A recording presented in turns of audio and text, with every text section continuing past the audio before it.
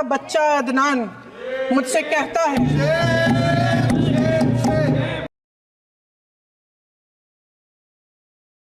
Channel वक्त की आवाज़ को सब्सक्राइब करें और बेल आइकॉन दबाएं।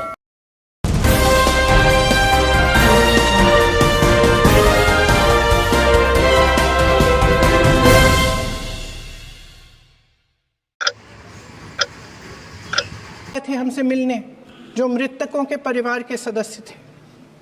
उसमें 2 बच्चे थे, अदनान और उज़ैर। आप सुनिए। उसमें 2 बच्चे थे, अदनान और उज़ैर। एक बच्चा मेरे बच्चे की उम्र का है, दूसरा उससे छोटा 17 साल का है। दर्जी के बेटे थे। दर्जी का एक ही सपना था कि वो अपने बेटों को पढ़ाएगा लिखाएगा, एक बेटा डॉक्टर बनेगा, एक बेटा भी सफल होगा दूसरा बेटा भी अपने जीवन में सफल होगा। उनके पिताजी हर रोज उनको स्कूल छोड़ते थे। उस दिन भी स्कूल छोड़ने के बाद अपनी दुकान में चले गए। उन्हें पता नहीं था कि विवाद हो रहा है। उन्होंने भीड़ देखी, घर आने की कोशिश की तो पुलिस ने गोली से मार डाला। वो 17 साल का बच्चा अदनान मुझसे कहता है, वो 17 साल का बच्चा अदनान मुझसे कहता है कि मैं बड़ा होकर डॉक्टर बन के दिखाऊंगा, मैं अपने पिता का सपना साकार करूंगा। ये सपना, ये आशा उसके दिल में हमारे संविधान ने डाली। अध्यक्ष महोदय, हमारे देश के करोड़ों देशवासियों के संघर्ष में, अपने अधिकारों की पहचान में, इनकी कठिन से कठिन परिस्थितियों से लड़ने की अपार हिम्मत में और देश से न्याय की अपेक्षा में हमारे संविधान की ज्योत जल रही है। मैंने हमारे संविधान की ज्योत को जलते हुए देखा है और इसके साथ साथ ये भी समझा है कि हमारा संविधान एक सुरक्षा कवच है। एक ऐसा सुरक्षा कवच है जो देशवासियों को सुरक्षित रखता है, न्याय का कवच है, एकता का कवच है और अभिव्यक्ति की आज़ादी का कवच है। दुख की बात यह है कि मेरे सत्ता पक्ष के साथी जो बहुत बड़ी बड़ी बातें करते हैं, इन्होंने इन 10 सालों में यह सुरक्षा कवच, सत्ता पक्ष के मेरे साथियों ने ये सुरक्षा कवच तोड़ने का पूरा प्रयास किया है। संविधान में सामाजिक, आर्थिक और राजनीतिक न्याय का वादा है। ये वादा एक सुरक्षा कवच है जिसको तोड़ने का काम शुरू हो चुका है। लैटरल एंट्री और निजीकरण के जरिए ये सरकार आरक्षण को कमजोर करने का काम कर रही है। अगर लोकसभा में ये नतीजे नहीं आए होते तो ये संविधान बदलने का काम भी शुरू कर लेते। सच्चाई ये है अध्यक्ष महोदय कि आज संविधान बार बार इसलिए कह रहे हैं क्योंकि इस चुनाव में इनको पता चल गया कि इस देश की जनता ही इस संविधान को सुरक्षित रखेगी, कि इस चुनाव में हारते हारते जीतने से इन्हें एहसास हुआ कि ये संविधान बदलने की बात इस देश में नहीं चलेगी। आज जनता की मांग है कि जाति जनगणना हो। सत्ता पक्ष के मेरे साथी ने इसका जिक्र किया। ये जिक्र भी आज इसलिए हो रहा है क्योंकि चुनाव में ये नतीजे आए। ये जाति जनगणना इसलिए जरूरी है ताकि हमें पता चले कि किसकी क्या स्थिति है और नीतियां उस हिसाब से बने। इनकी गंभीरता का प्रमाण ये है कि जब चुनाव में पूरे विपक्ष ने जोरदार आवाज उठाई कि ये जाति जनगणना होनी चाहिए, तो इनका जवाब देखिए। इनका जवाब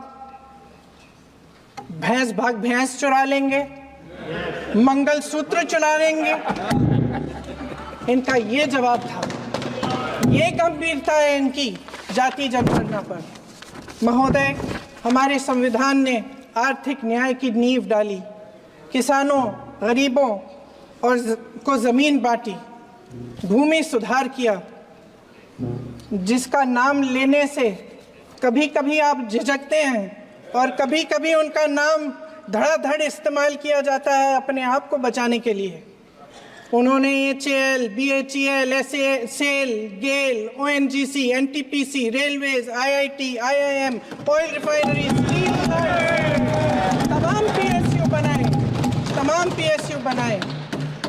अध्यक्ष महोदय, उनका नाम पुस्तकों से मिटाया जा सकता है, उनका नाम भाषणों से मिटाया जा सकता है, लेकिन जो उनकी भूमिका रही इस देश की आज़ादी के लिए और इस देश के निर्माण के लिए, वो इस देश में से कभी मिटाया नहीं जा सकता। 75 सालों में जनता का भरोसा रहा कि नीतियाँ बनेंगी तो जनता की भलाई के लिए बनेंगी। जल जंगल ज़मीन का अधिकार मिला आदिवासी भाई बहनों को। इंदिरा जी ने बैंकों का राष्ट्रीयकरण करवाया, खदानों का राष्ट्रीयकरण कराया। कांग्रेस और UPA की सरकारों में शिक्षा का, भोजन का अधिकार मिला। 75 सालों में जनता का भरोसा मिला। पहले संसद चलती थी तो जनता की उम्मीद होती थी कि सरकार महंगाई और बेरोजगारी पर चर्चा करेगी, कोई उपाय निकालेगी, कोई रास्ता निकालेगी। लोग मानते थे कि अगर कोई नई आर्थिक नीति बनेगी तो देश की अर्थव्यवस्था को मजबूत बनाने के लिए बनेगी, तो भारतीय बाजार को मजबूत बनाने के लिए बनेगी, उनके भविष्य को मजबूत बनाने के लिए बनेगी। किसान और आदिवासी भाई बहन भरोसा करते थे कि यदि ज़मीन के कानून में संशोधन होगा तो उन्हीं की भलाई के लिए होगा। आप नारी शक्ति की बात करते हैं। आज चुनाव की वजह से शायद इतनी बातचीत हो रही है नारी शक्ति के बारे में, क्योंकि हमारे संविधान ने महिलाओं को ये अधिकार दिया, उनकी शक्ति को परिवर्तित किया वोट में। और आज आपको पहचानना पड़ रहा है कि महिलाओं के बिना, कि नारी शक्ति के बिना ये सरकारें नहीं बन सकती हैं। इसीलिए आज आप नारी शक्ति की बातें दोहरा रहे हैं। जो आप नारी शक्ति का अधिनियम लाए हैं उसको लागू क्यों नहीं करते? वो 10 साल बाद लागू क्यों होगा? क्या आज की नारी 10 साल इंतजार करेगी उसके लागू करने के लिए? क्या बात है, क्या बात है।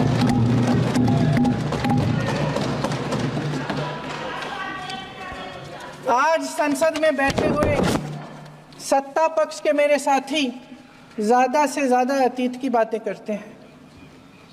1921 में क्या हुआ, कब हुआ, नेहरू जी ने क्या किया। अरे वर्तमान की बात करिए, देश को बताइए आप क्या कर रहे हैं, आपकी जिम्मेदारी क्या है? कि सारी जिम्मेदारी जवाहरलाल नेहरू की है। अध्यक्ष महोदय जी, ये सरकार आर्थिक न्याय का सुरक्षा कवच तोड़ रही है। आज संसद में बैठी ये सरकार बेरोजगारी और महंगाई से जूझ रही हमारी जनता को क्या राहत दे रही है। कृषि के कानून भी बड़े बड़े उद्योगपतियों के लिए बन रहे हैं। सही MSP को छोड़िए, DAP तक नहीं मिल रहा है।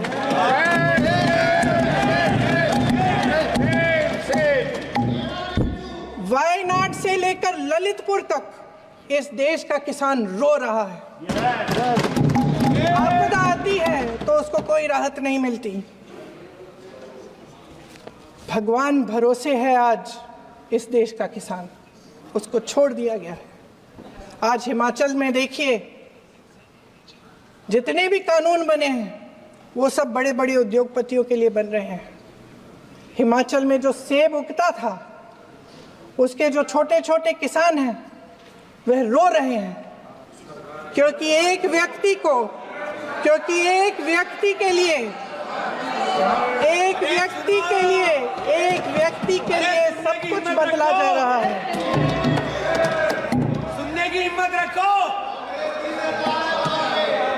मैं अध्यक्ष महोदय जी, अध्यक्ष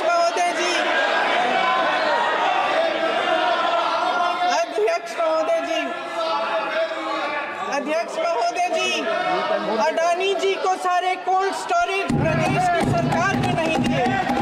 अडानी जी को सारे कोल्ड स्टोरेज आपकी सरकार ने दिए हैं। देश देख रहा है कि एक व्यक्ति को बचाने के लिए 142 करोड़ देश की जनता को नकारा जा रहा है। सारे बिजनेस, सारे संसाधन, सारी दौलत, सारे मौके एक ही व्यक्ति को सौंपे जा रहे हैं। सारे बंदरगाह, एयरपोर्ट्स, सड़कें, रेलवे का काम